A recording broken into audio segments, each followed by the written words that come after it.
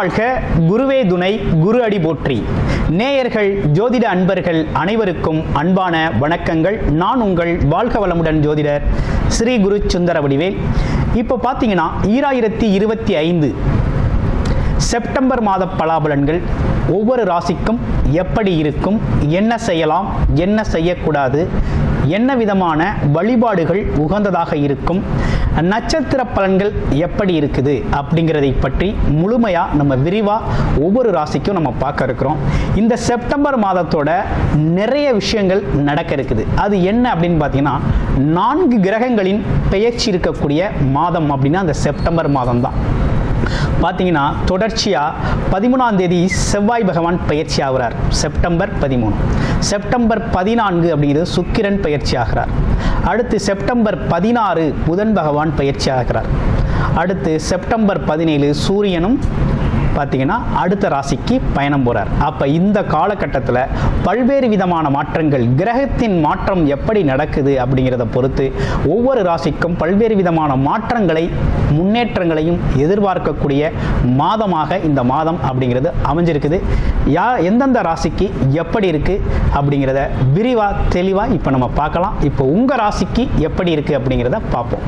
மிதுன ராசி காலச்சக்கரத்தின் 3வது ராசியாக இருக்கக்கூடிய ஒரு அமைப்பு அப்படிங்கிறது மிதுனம். மிதுனம் ராசி அப்படின்னு எடுத்துக்கிட்டோம்னா ராசி அதிபதி புதன், புத்திக்காரகன், வித்தைக்காரகன் அப்படின்னு சொல்லக்கூடிய புதன் அப்படிங்கிற ஒரு அமைப்பு அப்படிங்கிறது மிதுன ராசிக்கே உண்டான ஒரு சிறப்பு. மிதுன ராசியை பொறுத்த வகையில் பார்த்தீங்கன்னா, ஒரு கலகலப்பான ஒரு பேச்சு, தனக்கு தெரிந்த விஷயத்தை மற்றவங்களுக்கு பரப்பக்கூடிய ஒரு தன்மை, எடுத்து சொல்லக்கூடிய ஒரு அமைப்பு, புரிதலை ஏற்படுத்தக்கூடிய ஒரு அமைப்பு அப்படிங்கிறதெல்லாம் ரொம்ப சிறப்பாக உண்டு.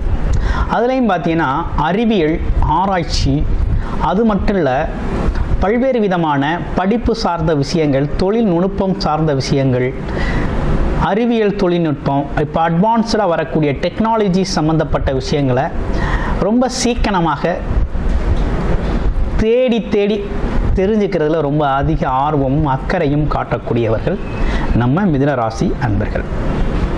இப்போ மிதுன ராசியை பொறுத்த வகையில் பார்த்தீங்கன்னா ஆசைகள் நிறைய இருக்குது.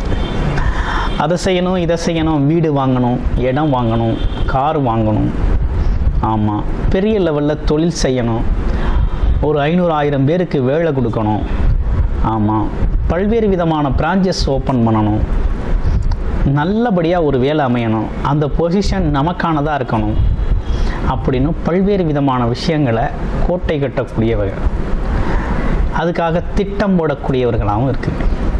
ஆனால் நடைமுறையில் சாத்தியம் அப்படின்னு பார்த்தோம்னா ரொம்ப சிக்கலாக இருக்குது. இது நீண்ட நாள் சிக்கல், மிதுன ராசிக்கு உள்ள ஒரு நீண்ட நாள் சிக்கலாக இருக்கக்கூடிய ஒரு அமைப்பாக இருக்குது. இப்போ போக போக இந்த மாதத்தில் இருக்கக்கூடிய விஷயங்களை பார்ப்போம். என்ன மாதிரி விஷயங்கள் இருக்குது?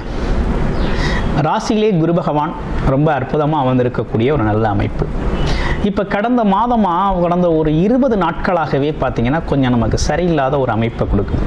எடுக்கிற முயற்சிகள் ஒரே தோல்வி, எந்த முயற்சி எடுத்தாலும் தோல்வி, எதை பேசினாலும் சண்டை வருது, பணங்காசு பிரச்சனை. ஆமாம், அதே போல் இளைய சகோதர சகோதரி உறவுகளில் வாக்குவாதம் அப்படிங்கிறது போகுது. ஒரே தடை தாமதமாக இருக்குது. அரசு காரியங்கள் ஏதாவது ஈடுபட்டோம்னா ஒன்றும் நடக்க மாட்டேங்குது அப்படின்னு பல்வேறு விஷயங்களில் நமக்கு குழப்பம் அதிகரிச்சிருச்சு. கொஞ்சம் நல்லா இருந்தது மாதிரி இருந்தது, ஆனால் மறுபடியும் இப்போ சரியாக இல்லை அப்படிங்கிற ஒரு சிக்கல் அப்படிங்கிறது மிதுன ராசிக்கு ஏற்பட்டிருக்கு.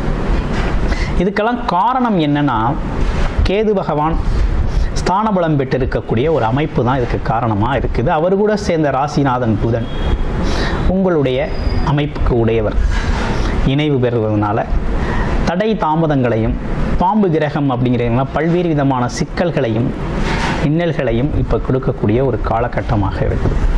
சரி, இதெல்லாம் எவ்வளவு நாளைக்கு இருக்குது அப்படின்னு பார்த்தோம்னா, செப்டம்பர் 16ஆம் தேதிக்கு பிறகு முழுமையான விடுதலை அப்படிங்கிறது அடைஞ்சிடும். அதுவரையும் கொஞ்சம் பிரச்சனைகள் இருக்கத்தான் செய்யும்.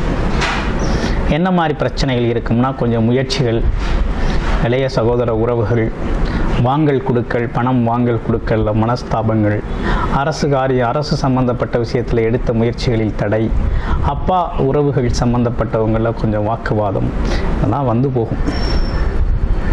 ஓகேங்களா? அப்போ இந்த காலகட்டம் தவிர்க்க முடியாததாயிடுச்சு.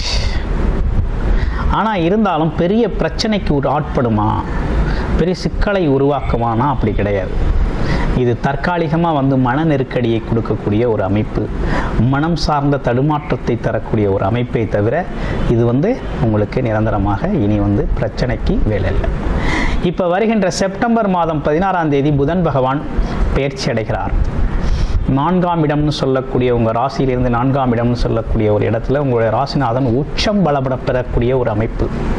இந்த உச்ச பலம் பெறக்கூடிய இந்த காலகட்டம் பார்த்திங்கன்னா உங்களுக்கு ரொம்ப சாதகமான சூழ்நிலைகள் நிறைய ஏற்படக்கூடிய தன்மை இருக்குது. வீடு, வண்டி, வாகனம் சார்ந்த அமைப்புகள், படிப்பு துறையில் இருக்கவங்க, கல்வித்துறையில் இருக்கவங்க, ஆராய்ச்சி துறையில் இருக்கக்கூடியவங்க, சேல்ஸு மார்க்கெட்டிங் துறையில் இருக்கக்கூடிய அனைவருக்குமே பார்த்திங்கன்னா ரொம்ப அற்புதமாக பல்வேறு விஷயங்கள் அவங்க வாழ்க்கையில் நடக்க போகுது. எடுத்த முயற்சிகள் அனைத்தும் வெற்றி பெறக்கூடிய காலகட்டமாக இருக்குது.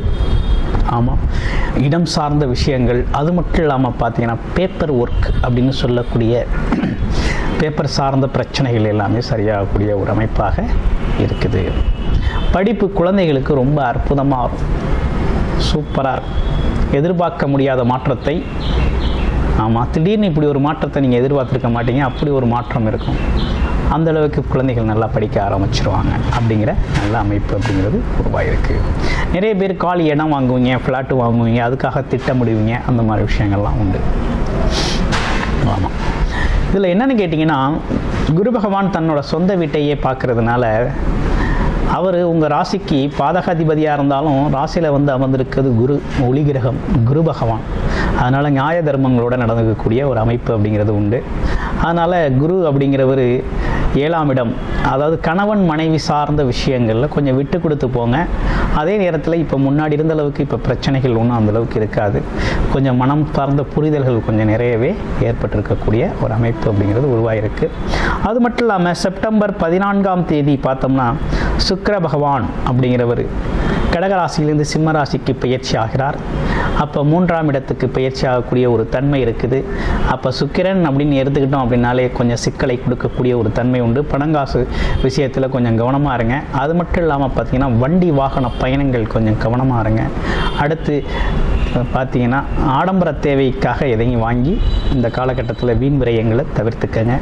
அடுத்து கணவன் மனைவி, பெரிய முக்கியமான விஷயம் ரிலேஷன்ஷிப், கணவன் மனைவி காதல் சார்ந்த இருக்கக்கூடிய அமைப்புகளில் இருக்கக்கூடியவங்களுக்கெல்லாம் பார்த்தீங்கன்னா இந்த காலகட்டத்தில் பிரிவினைகள் ஏற்படக்கூடிய ஒரு காலகட்டமாக இருக்குது. அப்போ பார்த்து பேசணும், பார்த்து பழகணும். மனசில் உள்ளதெல்லாம் பேசி தேவையில்லாத வாக்குவாதங்கள் சண்டைகளை எடுத்துக்க வேணாம். இந்த காலகட்டத்தில் கேது பகவான் கட் பண்ணி விட்டுருவார். அதனால் கொஞ்சம் கவனமாக இருங்க, பார்த்துருங்க. அதனால் கொஞ்சம் பேச்சுவார்த்தை, பழக்க வழக்கங்கள், கேட்ட விஷயங்களுக்கு தகுந்த பதில்கள், அனுசரணையான பதில்கள் அப்படிலாம் பேசுகிறது ரொம்ப நல்லது. அடுத்து பாருங்கள், அடுத்து செவ்வாய் பகவான் பார்த்தீங்கன்னா கன்னி ராசியில் இருந்தவர் பார்த்தீங்கன்னா துலாம் ராசிக்கு பயிற்சியார். உங்கள் ராசிக்கு அது எத்தனாவது இடம்னு பார்த்தோம்னா 5ஆம் இடம், பூர்வ புண்ணியஸ்தானம்னு சொல்லக்கூடிய ஒரு நல்ல அமைப்பில் பார்த்தீங்கன்னா 6க்குடையவர். அதே நேரத்தில் உங்கள் ராசிக்கு 11ஆம் அதிபதி, லாபாதிபதினு சொல்லக்கூடியவர். லாபாதிபதினு சொல்லக்கூடியவர் எங்கே இருக்கிறார்? அப்போ மனம் எதெல்லாம் மனசு ஆசைப்பட்டுச்சோ, எதெல்லாம் விரும்புச்சோ, எதெல்லாம் நடக்கலை அப்படின்னு ஏங்குச்சோ, எதற்காகலாம் நீங்கள் முயற்சி எடுத்து சோர்ந்து விழுந்தீங்களோ அதையெல்லாம் நடக்கக்கூடிய காலகட்டம், பழைய விஷயங்கள் நடக்கக்கூடிய காலகட்டமாக இருக்குது. அப்போ ஆசைகள், நீண்ட நாள் ஆசைகள், கனவுகள் நிறைவேறக்கூடிய காலகட்டம், குழந்தைகளால் மகிழ்ச்சி ஏற்படக்கூடிய காலகட்டமாக இருக்குது. அடுத்து இளைய சகோதரன் உங்களுக்கு உதவி செய்யக்கூடிய காலகட்டம். ஆமாம், அமைப்புகள் ரொம்ப நல்லா இருக்குது. அப்போ இப்படிப்பட்ட விஷயங்கள் ஏற்பட்டுருக்கு. தொழில் சார்ந்த அமைப்பில் ரொம்ப ஸ்ட்ரகிளிங் ஏற்பட்டுச்சு. யாருக்கு? மிதுனத்துக்கு. இப்போ பல்வேறு விதமான தொழில் வாய்ப்புகளும் அதே நேரத்தில் தொழில் சார்ந்த விஷயங்களுக்கு நல்ல முன்னேற்றமும் ஏற்படக்கூடிய அமைப்பு தான் ஏற்பட்டிருக்கு. பயன்படுத்திக்கிறது அப்படிங்கிறது உங்களுடைய பிறப்பு ஜாதகம் தான். உங்களுடைய பிறப்பு ஜாதகத்தில் என்ன தசாபத்தி அமைப்பு இருக்குன்னு பார்த்து இந்த காலகட்டத்தை பயன்படுத்திக்கோங்க. கிட்டத்தட்ட பார்த்தீங்கன்னா மிதுன ராசியை பொறுத்த வகையில் இந்த கோச்சார நிலை கிரகங்கள் அப்படிங்கிறது உங்களுக்கு நல்ல சப்போர்ட் செய்கிற வகையில் தான், முன்னேற்றத்தை தரக்கூடிய வகையில் தான் அமைஞ்சிருக்குது அப்படிங்கிறதுல எந்த சந்தேகமும் இல்லை, சிறப்பாக அமைஞ்சிருக்குது. அடுத்து பாருங்கள், உங்களுடைய ராசியில் இருக்கக்கூடிய நட்சத்திரங்களுக்கு என்ன பலன் அப்படின்னு பார்த்துட்டோம் அப்படின்னா, மிருகசீட நட்சத்திரம். மிருகசீட நட்சத்திரம் அப்படின்னு பார்த்தோம்னா இந்த காலகட்டத்தில் வேலை தொழில் சார்ந்த அமைப்புகள் நடக்கக்கூடிய காலகட்டமாகவும், அதே நேரத்தில் இடம் பூமி வாங்குறது, வீடு வாங்குகிற அமைப்புகள் மனசில் நிறைய தோணும். இளைய சகோதர உறவுகள் உதவி செய்வாங்க. குலதெய்வ கோயில் வழிபாடு சார்ந்த விஷயங்களுக்கு போயிட்டு வர்றது ரொம்ப நல்லது. அடுத்து பார்த்தோம் அப்படின்னா திருவாதிரை நட்சத்திரம். திருவாதிரை நட்சத்திரத்தை பொறுத்த வகையில் இந்த காலகட்டத்தில் பார்த்தோம்னா வெளிநாடு வெளியூர் போகணும்னு திட்டமிட்டிருக்கவங்களுக்கு அதற்கான வாய்ப்புகள் கிடைக்கும், பயன்படுத்தி போயிட்டு வரலாம். அதே போல் பார்த்தீங்கன்னா முகம் தெரியாத நண்பர்கள், மாற்று மொழி பேசுபவர்கள்லாம் உங்களுக்கு உதவி செய்வாங்க. அடுத்து புனர்பூச நட்சத்திரம். புனர்பூச நட்சத்திரம் அப்படிங்கிறது பார்த்தீங்கன்னாக்க ஆமாம் தெய்வீக அனுகிரகங்கள் நிறைய கிடைக்கக்கூடிய ஒரு அமைப்பு அப்படிங்கிறது உண்டு. அடிக்கடி ஆலயங்களுக்கு சென்று வாங்க. சிவன் அதாவது அதிகப்படியாக பார்த்தீங்கன்னா என்ன மாதிரி கோயில்களுக்கு போகணும்னா குருஸ்தலங்கள் சார்ந்த கோயில்களுக்கு போகணும். குரு அமைப்பு கொண்ட கோயில்களுக்கு போகிறது ரொம்ப நல்லது. அல்லது ஜீவ சமாதிகள் சார்ந்த விஷயங்களில் கொஞ்சம் கூடுதல் கவனம் எடுத்துக்கிறது.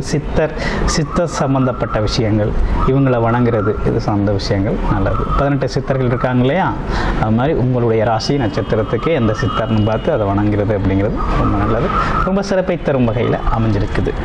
இப்படிப்பட்ட அமைப்புகளோடு இருக்கக்கூடிய இந்த மாதம் அப்படிங்கிறது உங்களுக்கான மாதமாக அமைஞ்சிருக்குது. நன்றி, வணக்கம், வாழ்த்துக்கள்.